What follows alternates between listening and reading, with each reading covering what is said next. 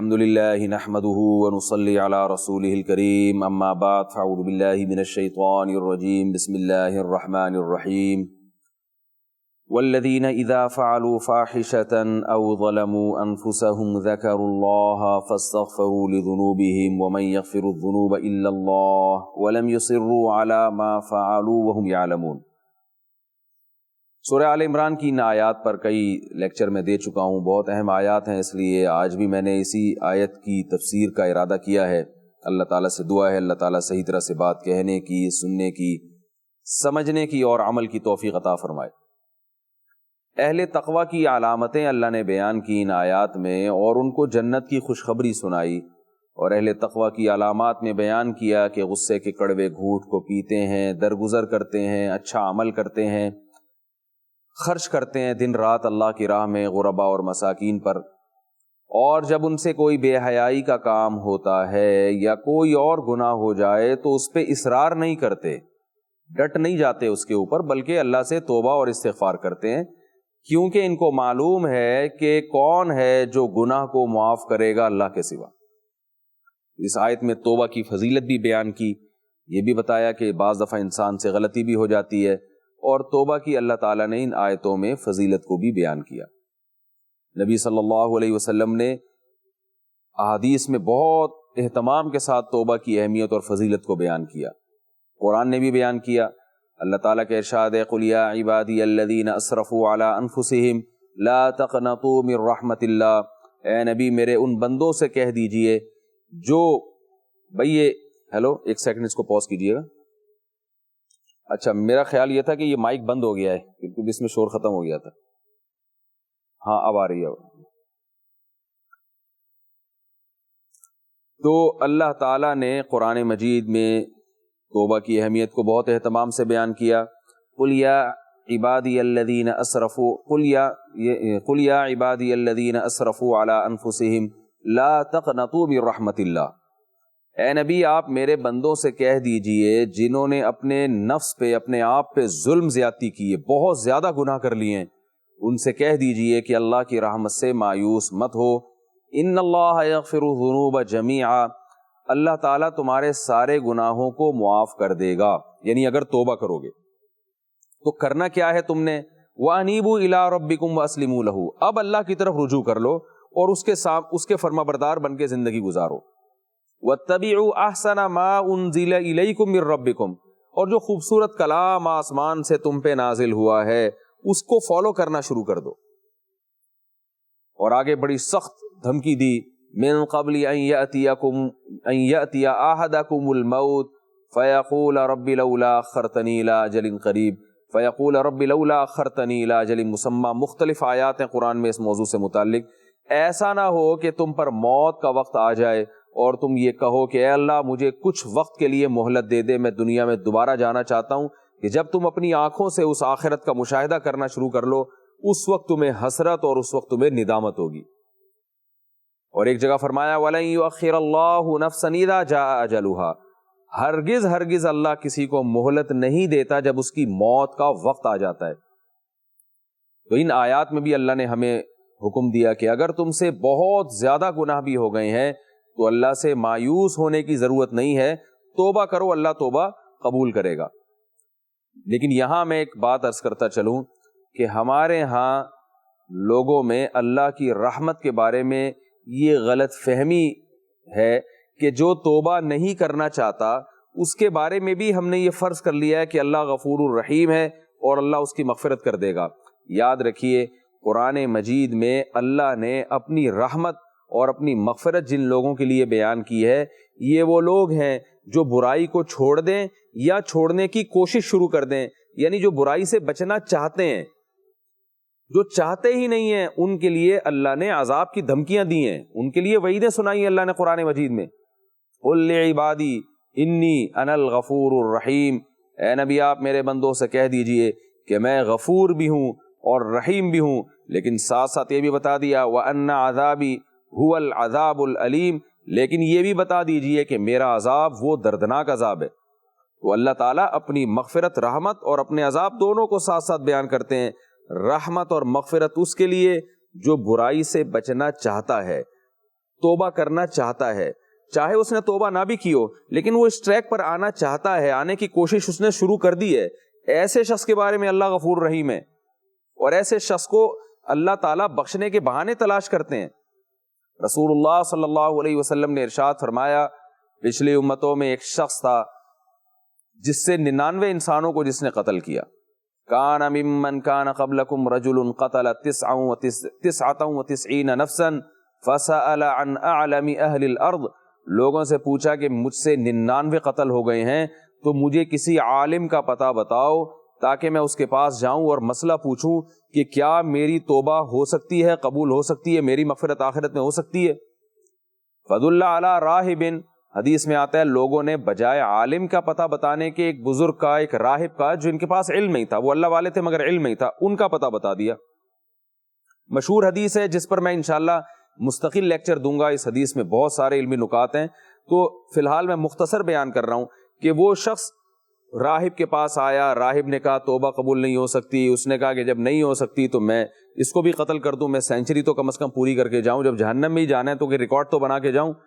تو راہب کو بھی قتل کیا، پھر اس کو ندامت ہوئی کہ پتہ نہیں میں ہو سکتا ہے میری توبہ قبول ہو سکتی ہو، ایک عالم کے پاس آیا، عالم نے اسے بتایا کہ کیوں نہیں توبہ قبول ہو سکتی، انطلق الی ارض کذا وکذا فإن بها اناسا یعبدون اللہ فاعبد اللہ معهم، فرمایا کہ جاؤ فلاں بستی میں جاؤ، وہاں نیک لوگ رہتے ہیں، وہاں جا کے رہو اور وہیں اللہ کی عبادت کرو، وہیں جا کے توبہ کرو، اور اپنی سرزمین کی طرف واپس مت آنا کیونکہ یہاں برے لوگ رہتے ہیں، تم یہاں آؤ گے دوبارہ قتل سیکھو گے، انہی قاتلوں میں بیٹھو گے، چوروں چکوں میں ڈاکوؤں میں بیٹھو گے، دوبارہ تم سے قتل ہو جائے گا، وہاں جا کے توبہ کرو۔ حدیث میں آتا ہے وہ شخص گیا، راستے میں اس کی موت کا وقت ہو گیا، ابھی اس علاقے میں پہنچا نہیں ہے، راستے میں موت آنے لگی تو عذاب کے فرشتوں میں اور رحمت کے فرشتوں میں جھگڑا شروع ہو گیا۔ رحمت کے فرشتوں نے کہا ہم اسے جنت لے کر جائیں گے کیونکہ توبہ کے ارادے سے نکلا ہے، عذاب کے فرشتوں نے کہا 100 انسانوں کو قتل کیا ہے اور ابھی تک توبہ کی نہیں ہے، بلکہ توبہ کا تو صرف ارادہ کیا ہے، اس نے توبہ کی تھوڑی ہے۔ اللہ نے ایک فرشتے کو درمیان میں بھیجا کہ جاؤ ان کے درمیان فیصلہ کرو۔ فرشتے نے کہا کہ نیک لوگوں کی زمین کے زیادہ قریب ہے تو جنت میں داخل کرو، برے لوگوں کی زمین کے زیادہ قریب ہے، اپنے علاقے کے زیادہ قریب ہے تو جہنم میں داخل کرو۔ نبی صلی اللہ علیہ وسلم نے فرمایا حقیقت میں وہ برے لوگوں کی زمین کے زیادہ قریب تھا، لیکن جب زمین ناپی گئی تو اللہ نے زمین کو حکم دیا اوحى اللہ الی ہذہ ان تباعدی والی ہذہ ان تقربی، زمین کو اللہ نے حکم دیا کہ سمٹ کے اس طرف چلی جا، نیک لوگوں کے قریب کر دے اس کو، اور بری زمین کو حکم دیا کہ تو لمبی ہو جا کھنچ کے تاکہ یہ نیک لوگوں کی قریب چلے جائے اور برے لوگوں سے دور ہو جائے۔ تو جب اس کی روح قبض کی گئی تو نیک لوگوں کے زیادہ قریب تھا، لہذا رحمت کے فرشتوں نے روح قبض کر کے اس کو جنت میں داخل کر دیا۔ دیکھیے 100 انسانوں کا قاتل اور ایک نیکی بھی ابھی تک اس نے نہیں کی مگر وہ جنت میں داخل ہو رہا ہے۔ اس سے صاف پتہ چلتا ہے بھائی جو توبہ کا پکا ارادہ کر لیں ان کے ساتھ اللہ کی رحمت ہے، جو ارادہ نہیں کرتے ان کے ساتھ اللہ کی رحمت نہیں ہے۔ اس نے ارادہ پکا کیا تھا اپنی اصلاح کا، کیسے کہ صرف توبہ کرنے کا ارادہ نہیں بلکہ اپنے علاقے کو چھوڑا اس نے۔ اس کو عالم نے بتایا کہ جس علاقے میں تم رہتے ہو وہ قاتلوں کا علاقہ ہے، یہاں تم توبہ کر بھی لوگے تو توبہ پر قائم نہیں رہو گے، دوبارہ تمہیں قتل کی طرف کوئی پیسے کی لالچ دے کے قتل کروا دے گا، تو تم یہ علاقہ چھوڑ دو تاکہ توبہ پر قائم رہو۔ یہ واقعی نیت کا سچا تھا، یہ اپنے آپ کو برائی سے نکالنا چاہتا تھا، اسی وجہ سے یہ ہجرت کر کے ان عالم کے مشورے کے مطابق دوسرے علاقے میں جا رہا ہے۔ تو اس سے صاف پتہ چلتا ہے کہ بھائی جو توبہ کرنا چاہتا ہے، برائی سے بچنا چاہتا ہے اور برائی سے بچنے کا جو علاج ہے، جو اسباب ہے وہ بھی اختیار کر رہا ہے، ایسے شخص کے ساتھ اللہ کی رحمت ہے۔ یہ ابھی توبہ نہیں بھی کرے گا تو بھی اس کی توبہ ہو گئی ہے اللہ کی نظر میں، یہ اللہ کی رحمت ہے۔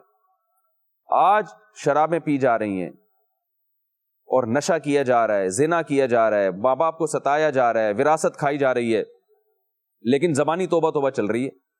حج پہ جانے سے پہلے معاف کروا کے جاتے ہیں، بھائی جو کوئی کہا سنا ہو تو معاف کر دینا، حالانکہ آپ کیسے معاف کروا رہے ہیں؟ آپ نے جو بہنوں کی وراثت کھائی ہوئی آپ واپس کر کے جائیں حج سے پہلے، وہ واپس کرنے کے لیے تیار نہیں ہے۔ والد صاحب کا انتقال 20 سال پہلے ہوا تھا اور ایک بھائی اس ساری وراثت پہ قبضہ کر کے بیٹھا ہوا ہے، چھوٹے بھائی بھی ہیں، چھوٹی بہنیں بھی ہیں، ان سب کا حق ہے لیکن وہ حصہ دینے کے لیے تیار نہیں ہے۔ لیکن یہ بھائی صاحب جب حج کرنے کے لیے جائیں گے تو اور شب برات جب آئے گی تو کہیں گے بھائی آج شب برات ہے، سب کہا سنا معاف کر دو، اور سب ایک فارمیلٹی پوری کرتے ہیں، ہاں جی ہم نے سب نے ایک دوسرے کو معاف کر دیا۔ تو بھائی یہ معافی نہیں ہے، اس کا مطلب ہے کہ آپ سے جو جرم ہوا ہے آپ اس کی تلافی کے لیے تو تیار نہیں ہے. اس کی تلافی تو یہ ہوگی جس کا حق کھایا ہے اس کو تو دو. وہ جو معاف کر رہا ہے وہ اوپر اوپر سے معاف کر رہے ہیں، ان کو پتہ ہی نہیں کون سا مجھے پیسے واپس کرنے ہیں.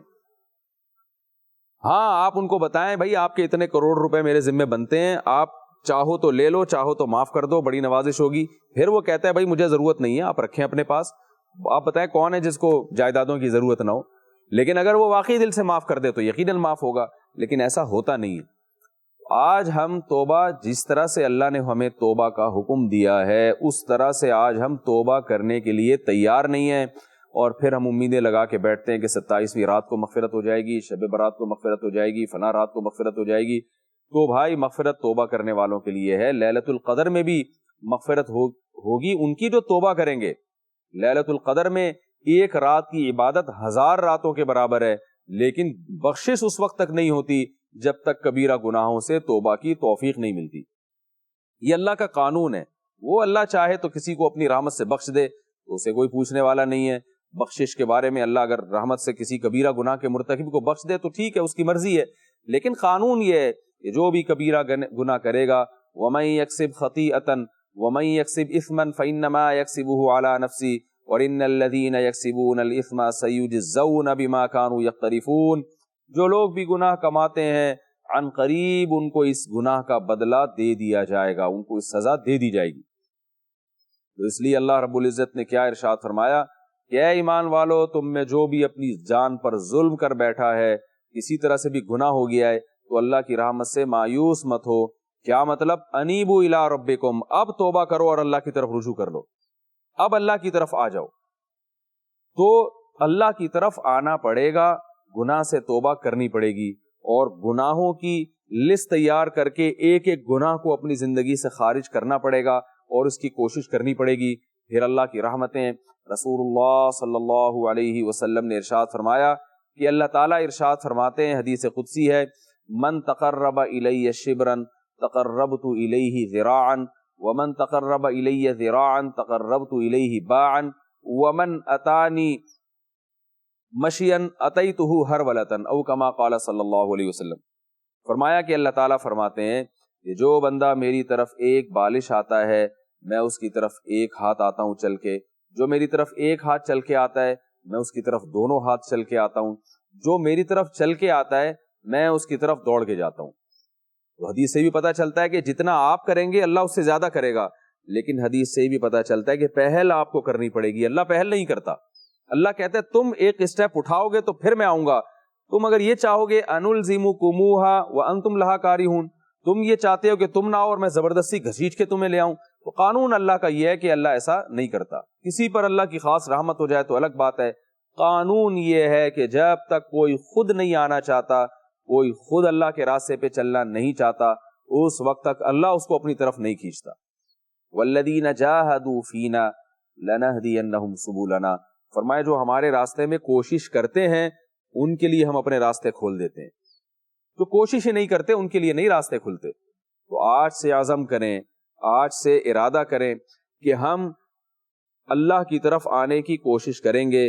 جتنی نافرمانیاں ہم سے ہوئی ہیں، چاہے ان کا تعلق اللہ کے حقوق سے ہو، چاہے ان کا تعلق بندوں کے حقوق سے ہو، ایک ایک گناہ کو اپنی زندگی سے نکالیں گے. ان تمام حقوق کی ادائیگی کی کوشش کریں گے. نمازیں اگر بہت زیادہ ذمے میں باقی ہیں، ایک ایک کر کے قضاء عمری بھی انشاءاللہ شروع کریں گے. یہ بھی ارادہ کریں. 24 گھنٹے میں ایک دن کی نماز بھی اگر آپ نے پچھلی قضا کر لی تو علماء کہتے ہیں وہ بھی کافی ہے.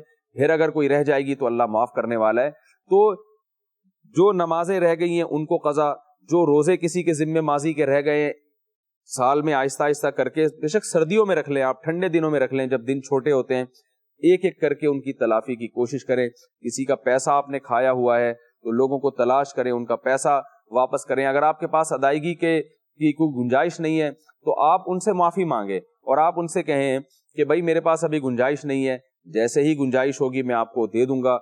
تو اللہ فرماتے ہیں وَإِن كَانَ ذُو عُسْرَةٍ فَنَظِرَةٌ إِلَىٰ مَيْسَرَةٍ.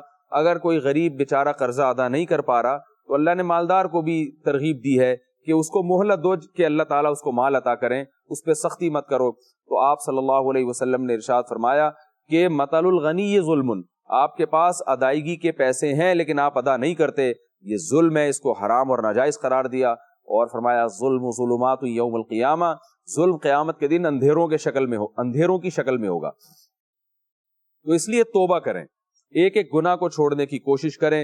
اور نبی صلی اللہ علیہ وسلم نے فرمایا جب کسی بندے سے کوئی گناہ ہوتا ہے، وہ اللہ کے سامنے آ کے توبہ کے لیے ہاتھ اٹھاتا ہے، تو اللہ فرشتوں سے فخر سے کہتے ہیں کہ دیکھو یہ میرے سامنے توبہ کر رہا ہے، اس لیے کہ اسے پتا ہے کہ اس کا کوئی رب ہے جو گناہ پہ سزا بھی دے سکتا ہے اور گناہ پہ معاف بھی کر سکتا ہے۔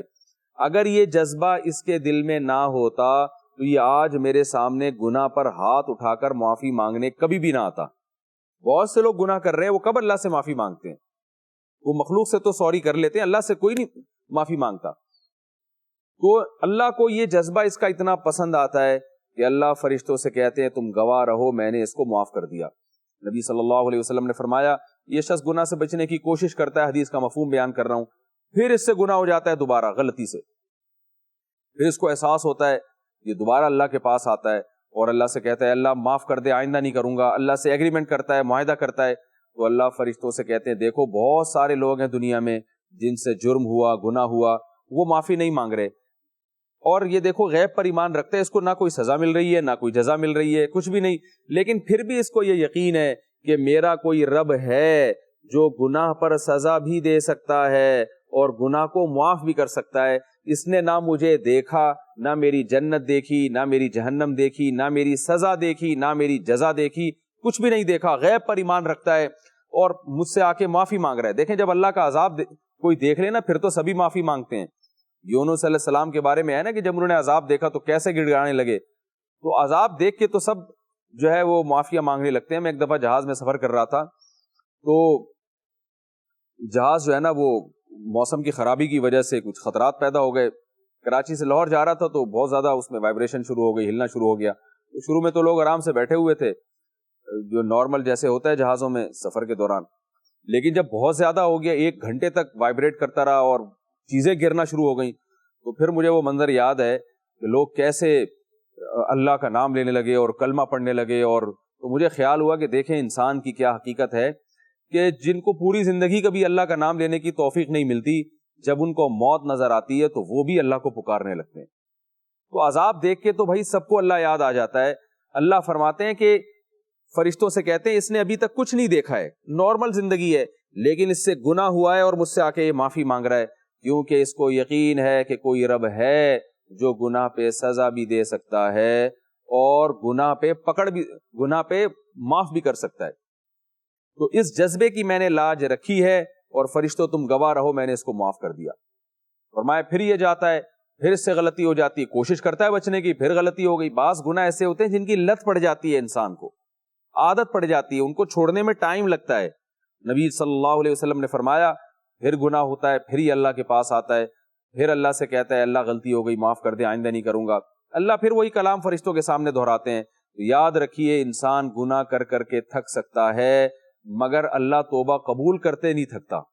ہمارے ایک دوست تھے، ان کو شراب کی عادت پڑ گئی تھی، نشے وغیرہ کی، تو میں ان کو لے گیا کسی بزرگ کے پاس، اللہ والے کے پاس، انہوں نے توبہ کی، ساری چیزیں چھوڑ دی انہوں نے۔ ایک دن کیا ہوا، پھر کوئی خواہش کا غلبہ ہوا، پھر انہوں نے وہ شراب پی لی، پھر اللہ سے توبہ کی، بڑی ندامت ہوئی، میں نے ان سے کہا توبہ کرو، پھر دوبارہ ان بزرگ کے پاس گئے وہ اور ان کے بیانات سننا شروع کر دیے۔ پھر کیا ہوا، کسی دن شیطان نے جو ہے نا وہ ورغلایا اور شیطان نے جو ہے وہ ٹریک سے ہٹایا، پھر ان سے غلطی ہوئی، پھر شراب پی لی، پھر میرے پاس آئے تو ایک دن مجھے کہنے لگے کہ یار اب تو توبہ کرتے ہوئے مجھے شرم آتی ہے، اللہ کیا کہے گا کہ کتنی دفعہ تو نے توبہ کی ہے اور ہر دفعہ توڑ دیتا ہے، تو اب مجھ سے نہیں توبہ کی جا رہی۔ میں نے ان سے کہا دیکھو یہ شیطان تمہیں ورغلا رہا ہے، توبہ توڑتے ہوئے شرم آنی چاہیے، کرتے ہوئے نہیں آنی چاہیے۔ جب اللہ سے توبہ کر کے جاؤ نا، پھر جب دوبارہ شراب کی طرف جاؤ تو شرم آنی چاہیے کہ اللہ میں نے تو تجھ سے معاہدہ کیا تھا اور میں اس معاہدے کو توڑ رہا ہوں، تو یہاں شرم آنی چاہیے۔ اب عجیب بات ہے، جہاں شرم آنی چاہیے وہاں بے شرمی کا مظاہرہ ہو رہا ہے، اور جہاں جو کام کرنا ضروری ہے، میں نے کہا اب اگر پی لی تو اب یہ تو نہیں کہ پینا ہی شروع کر دو، توبہ نہ کرو، کیا جہنم کی آگ کے لیے تیار ہو؟ کیا یہ اس بات کے لیے تیار ہو کہ آخرت میں ناراض ہو اور اللہ اپنی جنت سے اور جنت کی شراب سے محروم کر دے؟ کہتا ہے نہیں۔ تو میں نے کہا بھائی توبہ کرتے ہوئے شرم آنی چاہیے، توبہ سوری توبہ توڑتے ہوئے شرم آنی چاہیے، توبہ کرتے ہوئے نہیں شرم آنی چاہیے. تو یہی حال ہے کہ لوگ کہتے ہیں کہ ہمیں گناہ کر کے پھر ہم سے گناہ توبہ ہم سے ٹوٹ جاتی ہے، پھر ہم اللہ سے کیسے توبہ کریں، ہمیں شرم آتی ہے. تو بھائی جب اللہ سے توبہ کر کے گئے تھے، اللہ سے آپ نے ایگریمنٹ کیا تھا، اس ایگریمنٹ کو توڑا آپ نے، تو یہ توڑنے کے موقع پر آپ کو شرم آنی چاہیے. بہت بڑا جرم ہے. اب آپ سے دو گناہ ہو گئے ہیں، ایک تو وہ گناہ کرنا جو گناہ آپ نے کیا ہے، اور دوسرا جو اللہ سے توبہ کر کے ایگریمنٹ کیا تھا وہ ایگریمنٹ بھی آپ نے توڑا ہے. اب آپ جب اللہ سے توبہ کریں تو دو گناہوں کی توبہ کریں. اے اللہ میں نے وہ جو گناہ کیا تھا اس کی بھی میں تجھ سے توبہ کرتا ہوں، اور میں تجھ سے ایگریمنٹ کر کے گیا تھا، یہ ایگریمنٹ میں نے توڑ دیا ہے، یہ بھی میں نے جرم کیا. ایمان والے تو معاہدوں کی پاسداری کرتے ہیں، یہ بھی جرم کیا، اللہ یہ اس جرم سے بھی میں توبہ کرتا ہوں. تو آپ بار بار توبہ کریں، اللہ توبہ قبول کرنے کے لیے تیار ہے جب تک کہ ایک بڑی نشانی ظاہر نہیں ہوتی یا موت کا وقت نہیں آتا. اور بڑی نشانی کیا ہے؟ سورج کا مغرب سے نکلنا. رسول اللہ صلی اللہ علیہ وسلم نے فرمایا جب سورج مغرب سے نکلے گا، اور قرآن میں بھی اللہ نے اس آیت نشانی کا ذکر کیا کہ کوئی نفس جو ایمان نہ لایا ہو اس وقت اس نشانی کو دیکھ کر پھر لوگوں کا ایمان معتبر نہیں ہوگا. او کسبت فی ایمانہا خیرا، یا کسی مسلمان نے گناہ کیے ہوں اور نیکیوں سے دور رہا ہو تو اس نشانی کو دیکھنے کے بعد گناہوں سے توبہ اس کی قبول نہیں ہوگی. تو یہ دو نشانیاں، ایک اپنی موت کا وقت، ان اللہ یقبل توبۃ عبدہ ما لم یغرغر، اللہ اس وقت تک انسان کی توبہ قبول کرتے ہیں جب تک اس کی جان اور روح حلق میں نہ پہنچ جائے. اور دوسرا جب سورج مغرب سے نکلے گا، جو عالم پوری دنیا اس نشانی کو دیکھے گی، اس سے پہلے اللہ نے توبہ کے دروازے کھولے ہوئے ہیں. اللہ تعالی ہم سب کو گناہ سے بچنے کی توفیق عطا فرمائے، اور اگر کبھی کسی سے کوئی غلطی ہو جائے تو اللہ ہمیں توبہ کی توفیق نصیب فرمائے. وما علینا الا البلاغ.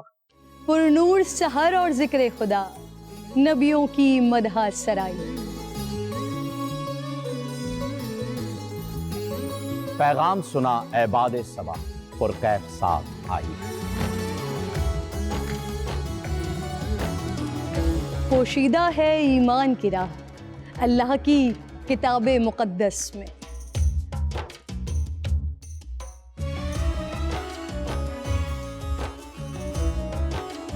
بس غور و فکر کا در ہے کھلا، حکمت سے سجی اس محفل میں. ہے لب پہ دعا زدنی علما، روشن ہی رہے یہ سارا جہاں. رم جھم رحمت کی گھٹا، ہر ایک نے ہدایت پائی. نعمت اور برکت سے سجا افطار و سحر کا دسترخوان. ننھے پھولوں نے مل کے کہا آج روزہ کشائی ہے. رمضان المبارک کی خصوصی نشریات رمضان میں بول.